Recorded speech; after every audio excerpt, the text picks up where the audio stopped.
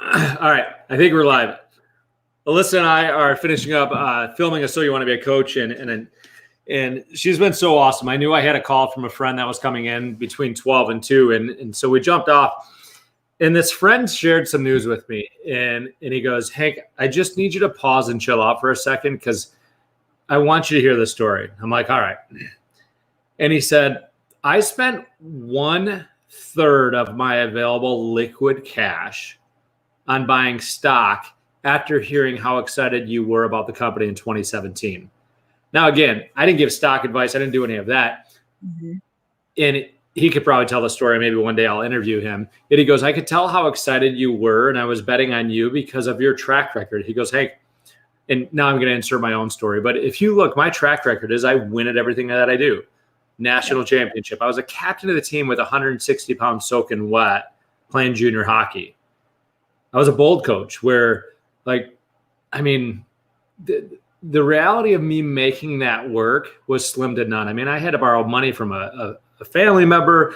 I maxed out credit cards, 600 flights, coming to EXP when we had less than 1,000 agents. Now think about this. I don't know what kind of cash you have on hand yet. I suggest that most of us carry at least $100,000 cash on hand because if you don't have an income problem, you don't have a cash flow problem, then what you do is you wreck your life, relationships, energy, finances. So let's just say you had $100,000 cash and you bought $33,000 worth of EXPI stock back in 2017. Go back and look at what the stock was at. And Alyssa, when you go and do that, he goes, hey, I want you to understand that, like, it's changed so much for me just by doing that. So here's what I'd like to share. Sarah and I are walking away from our coaching business. And when I say walking away, we know a predictable income that we can make to bet on EXP, meaning we believe we can have a bigger impact through other people's lives because of stories like this of my friend. And Alyssa, you've been wanting to become a coach. I mean, you are a coach, but you've been running us with So You Want to Be a Coach. And you've decided to get your real estate license. Yep. I have. I want to do more. I want to impact more. And, to get your real estate license, not to be a realtor, like some people think that's crazy, but the promise I see behind the impact I will be able to make through EXP and the lives that I will be able to touch, it was just a no-brainer. But it wasn't I said no 6 months ago. And then and I kind of, and this is where I've had some friends say, well, what do you do when someone gets it? And I don't know that I have much of a filter. I'm sure you and I had that conversation. What did that conversation look like? I don't want to be a realtor. That will absolutely never happen. And I said the same thing to Pete. No, you're crazy. Not going to happen. Okay.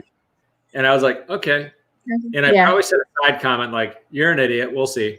Yeah. Yep. It was. We'll see. And I sat there going like, well, that was passive aggressive. Yeah, we'll see. And now you're saying, and I don't necessarily want to sell homes or anything. We'll see. And here's the point that I'm looking to make. I'm going to ask if you've been on the outskirts observing. I talked to a guy. I literally haven't talked to this guy since I left residential real estate on an active basis. So probably 2010, 2012. Mm-hmm. He knew everything that was going on in my world.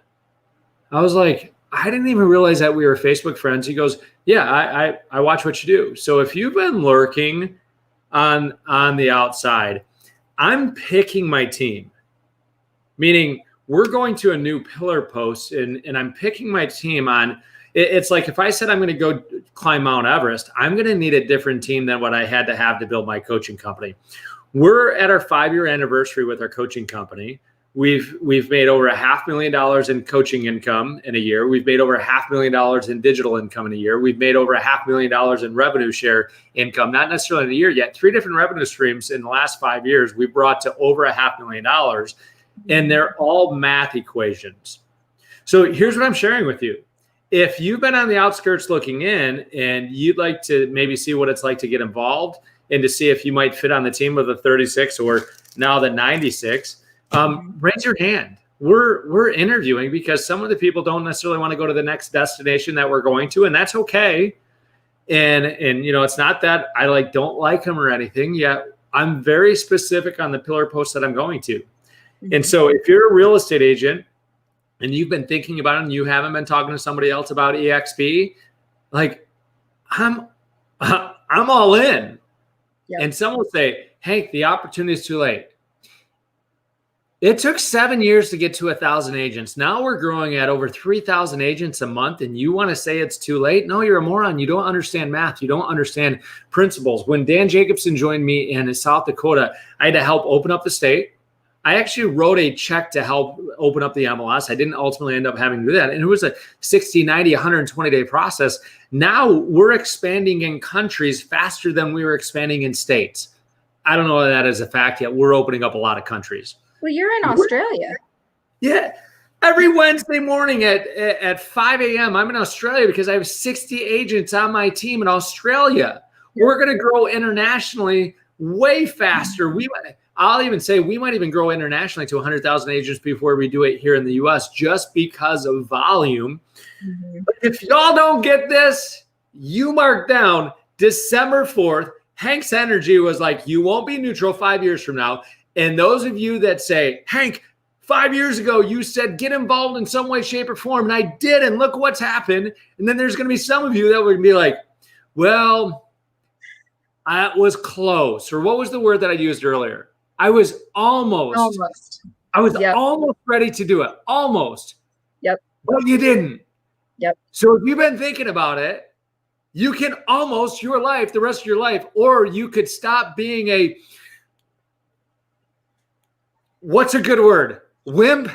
Pansy. A pansy. We regret more. So one last story, and then we'll go. I was giving blood back when I still gave blood. I don't like giving blood now because I don't have a lot of blood and it wipes me out. So there's other things that I do, yet I digress. And there was this African-American gentleman that I saw that just looked super wise. And I said, hey, do you mind if I ask you a question? He goes, no. I said, what advice would you have for a 35-something-year-old that has a couple kids, a wife that he loves, a family that he adores, yet really, truly hasn't found his stride? He said this. He goes, well, when I was young, I had courage and no common sense. The older I got, the more common sense I had, the less courage I had. He goes, I would have kept my courage a little bit longer. That might be the worst impression ever. Yet it stuck with me because he goes, I wish I would have kept my courage longer, because the reality is if I would have kept my courage, I would have taken a little bit more risk. And I regret not taking the risk more than any risk that I took. So don't be a pansy, as Alyssa says. Alyssa didn't even necessarily want to put it out there that she was getting a real estate license because of the pressure. And I said, okay, be average. Don't tell people, because here's what I know. People will secretly want to see you fail, because when you go and do something, if you fail, it makes them feel better about not doing jack in their life. Mm-hmm. So when I jumped ship from Keller Williams, a third of the people were like, oh, unfriend him. What is he doing? Blah, blah, blah, blah. A third of the people were like, what's he doing? Kind of indifferent. And then a third of the people were silently going, go get him. You just taught a class that says, think bigger, go for it. And now you're doing it. Go get him. Yeah.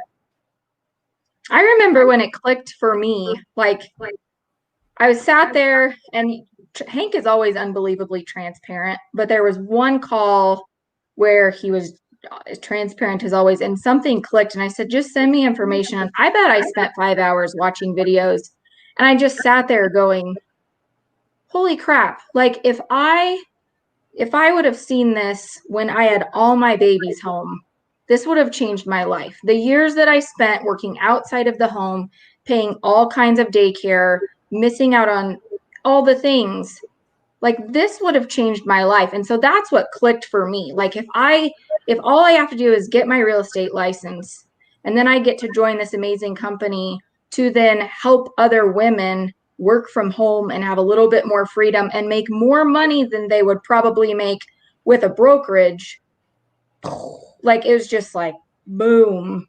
And the lives that can be changed. And it's just, I've never seen anything like it, or I wouldn't be getting my real estate license, because this is never a wheelhouse I ever thought I would be in. But And what I love is you were sharing about your husband, about his excitement with it and yeah. how he's encouraging you. And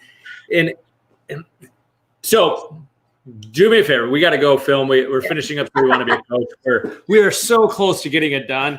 And I got a meeting next week, so we're not sure exactly what we're going to do with the program. Maybe EXP will end up looking to do something where I can partner at a higher level. Who knows? So, all right, we got to jump. We got to get this done. So we'll jump on the Zoom. Bye, guys.